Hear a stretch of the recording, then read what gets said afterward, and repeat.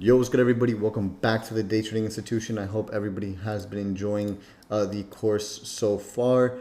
If per video as you go along, drop a comment on the video. You could actually do that, so I can just get some feedback on what you guys think about the content.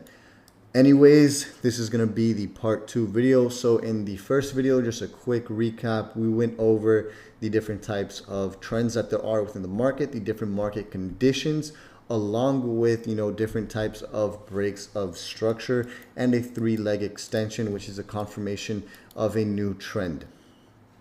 Now there's going to be a lot to learn in this video, so don't get overwhelmed. Like I said again, you're going to understand these concepts later on as time progresses. But anyways, we're going to be looking at the pair today, US30 USD, which isn't necessarily a forex pair, but every single market, no matter what, will have a trending condition, will have different market waves. So going back to our original notes, right? If we look at the daily time frame, the weekly time frame, the 4-hour time frame, each and every single time frame has its own trend. Now, typically what you want to look for is the higher time frames. What is the weekly time frame doing? Going back to our notes, it's moving from, if I were to put it like this, the bottom left hand to the top right hand side of our screen, meaning that we're in a bullish trend. Now, obviously, when it comes down to like US 30 overall, this is a stock market index, which roughly does 10% consistently every single year. So the majority of the time, this is going to be trending. Right now, this was obviously the crash during COVID. So when the COVID-19 pandemic first just hit. But if we take a look at another pair like GBP USD, we could see that for the last few years, we have consistently been getting lower and lower and lower. For the last few years, since 2009, 2007, practically, right? But I don't want you guys to focus on the bigger picture like this when we're identifying the trend. When it comes down to the weekly time frame, you simply kind of just want to look at an area like this, really relative price. Now I want to argue that this is all relative price in terms of supply and demand and everything else. Now typically when it comes down to specific currency pairs, they're going to be bouncing around a certain price range. So let's just say GU right now is bouncing around 1.6 thousand. Let's leave it out. GU's bouncing around between 1.6 thousand, which is support, which we haven't gone over supporting resistance, but you'll learn that later on, and resistance is going to be 1.44 thousand. So we know that our lows, our all-time lows are here, and our all-time highs are here. Now there's going to be trends within inside of a trend. Now for going back to the last session, what does it look like price is doing here? Right? It's moving from the left side of our screen to the right side of our screen, meaning that price is moving sideways. Price is consolidating on this weekly time frame. Does that mean that you shouldn't trade this pair? Does that mean that you can't make money? No. If we break it down to a 4-hour time frame, we see trends within trends within trends. So again, I don't want to confuse you guys all too much. Let's go back to US 30 here. Typically, when you start doing your top-down analysis, which is our form of analysis, which we'll break down later on, you always want to identify the higher time frame trends, being the weekly, the daily, and the 4-hour time frame. And then, if these 3 trends are aligned, let's say the weekly is bullish, the daily is bullish, and the 4 hours in a bullish trend, then you're only going to look to buy. As simple as that. Now, let's go down to the daily time frame and actually look for some examples of these actual trends here. So if we go, actually let's go to the 4-hour time frame, see a little bit more detail with price action here. Now, if we look at this 4-hour time frame, we could clearly see, clear as day, that price is making higher highs and higher lows. Now I'm going to mark that off on the screen for you guys. So let's start it here. So here we have a low, here we have a high, here we have a higher low, here we have a higher high, here we have a higher low, then here we have a higher high. As simple as that. Why is this current price higher than this specific price? It's literally as simple as because the price reached a higher range in the exchange. As simple as that. This is going to be considered a higher high because it's higher than this high. And this is going to be considered a higher high because it's higher than this high. This is going to be considered a higher low because it's lower than this high, or that it's higher than this low, and continue so on and so forth. Then we have another higher low, higher high, higher low, and currently we are at a higher high point, as you could see in the market. Now we always want to wait for a pullback for another higher low to be formed and then wait for a higher high. Now for this trend to no longer be valid, price has to do what? Go back and refer to your notes. For those of you who've been trading for quite some time, we know that price has to break our previous higher low point. So price has to come all the way back down to this low right here, which is our previous higher low point, and break it. Once price actually breaks under this low here, we have now broken structure on this 4-hour time frame. And what do we have to do to confirm the new trend? Wait for price to pull back and form that 3-leg extension, which will confirm the new trend. But when it comes down to index pairs like this, it's typically a little bit more different because you always want to pay attention to where the daily time frame is also. Typically, a break of structure on the 4-hour time frame means that price is going to be doing a pullback on the daily time frame, meaning that it is going to make a higher low for the daily. So if price is still trending bullish on the daily and it looks like this, where you just see a bunch of bullish candles, but on the 4-hour time frame you see actual market structure. If you see market structure break on the 4-hour time frame, then typically that means price is going to do a pullback on the daily time frame, which you could still make money based off of those 4-hour breaks. And you could definitely intraday just the 4-hourly trend. Now, typically, when you're going to wait for a pullback only on the daily time frame, you're typically just going to be swing trading. But we're not going to get into the probabilities of where we should expect pullbacks to end. Well, actually, we could.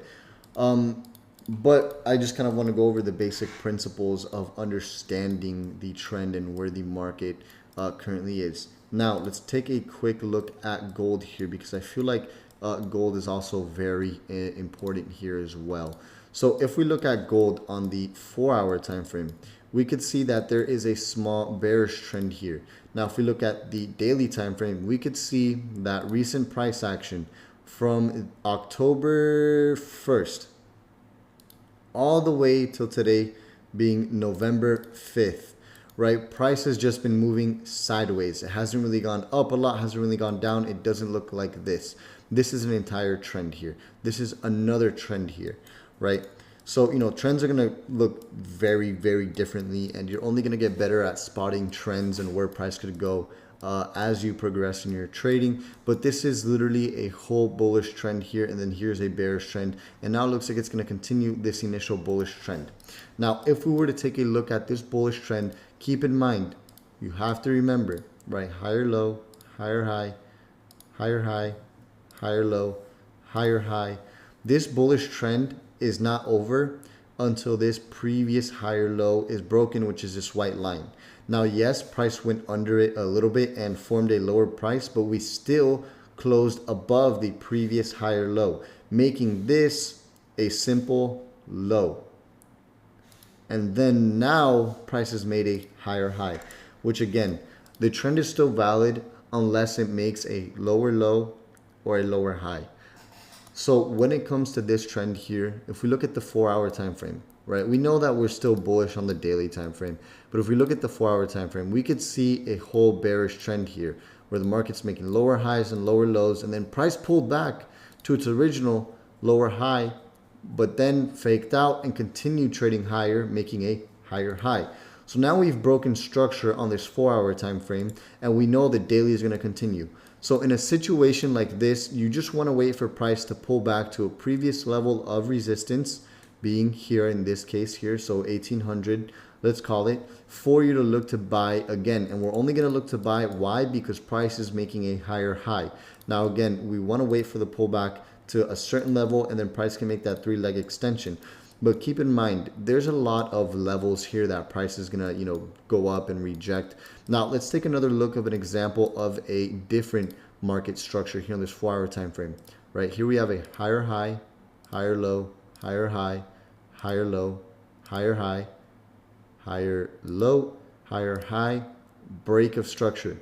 Notice how when price broke this previous higher low that we have here, notice how price came all the way back up, retested, formed a lower high point, and then continued to trade lower, making that three-leg extension. What happened after that three-leg extension? Price pulled back yet again, lower high, and then lower low, then a lower high, lower low, lower high, lower low. Then look at this, break to the upside, higher high, right? And then price kind of just consolidated and moved on from there. So again, if I spoke maybe a little bit too fast, or you don't understand higher highs and higher lows, you need to go back to the previous lesson and keep practicing your higher highs and keep practicing your higher lows.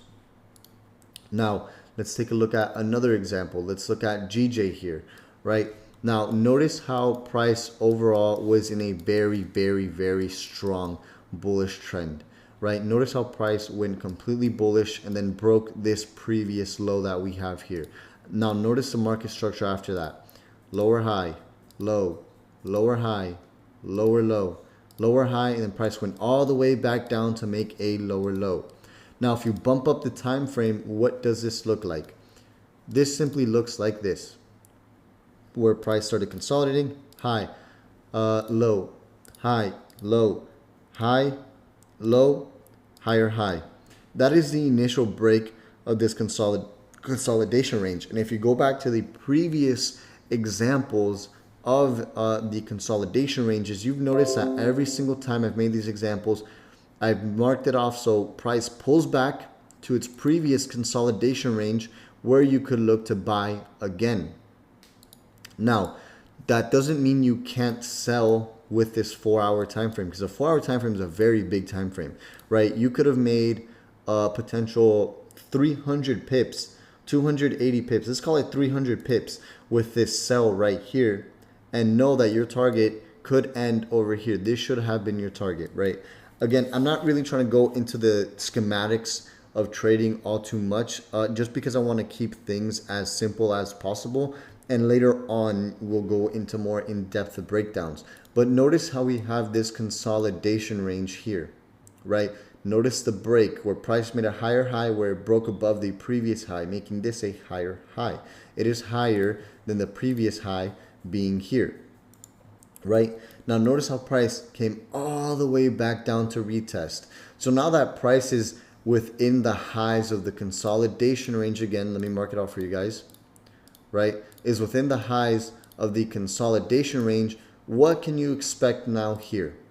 We can expect price to simply go long. Now we'll get into buying pressure and selling pressure later in the future. And again, we're still learning the basics here to kind of just tie everything down together.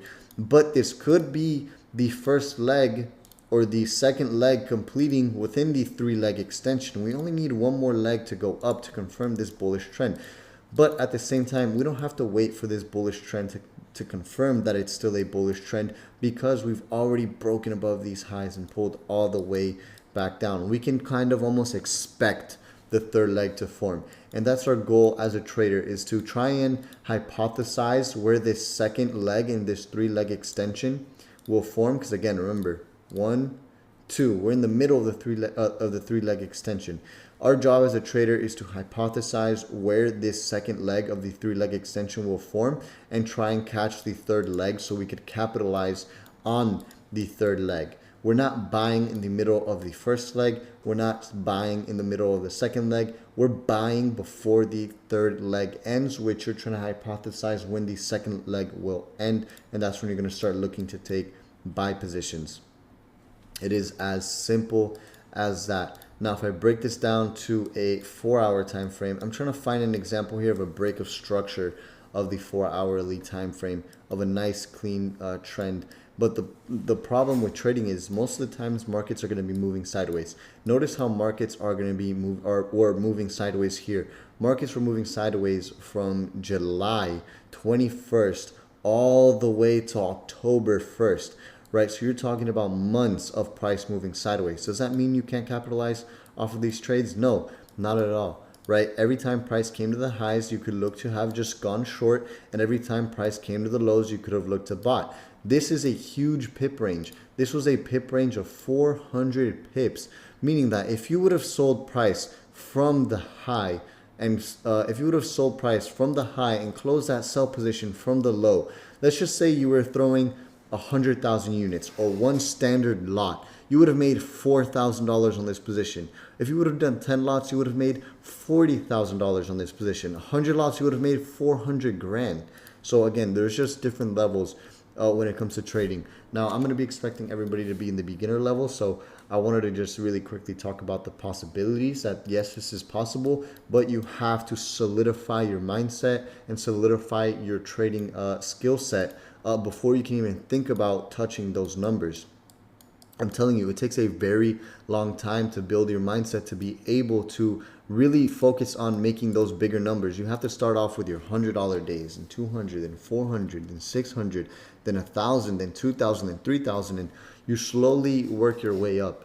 It's again not a marathon. It's not a sprint. It's a marathon when it comes down to trading. So I'm really trying to look for a good example of a bearish trend here.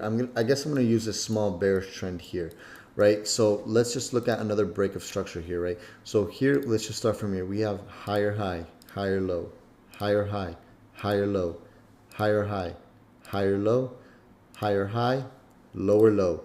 Notice price came up for a pullback, and then we have a lower low here. Notice the three-leg extension where price went from a higher high to a lower low to a lower high to a lower low.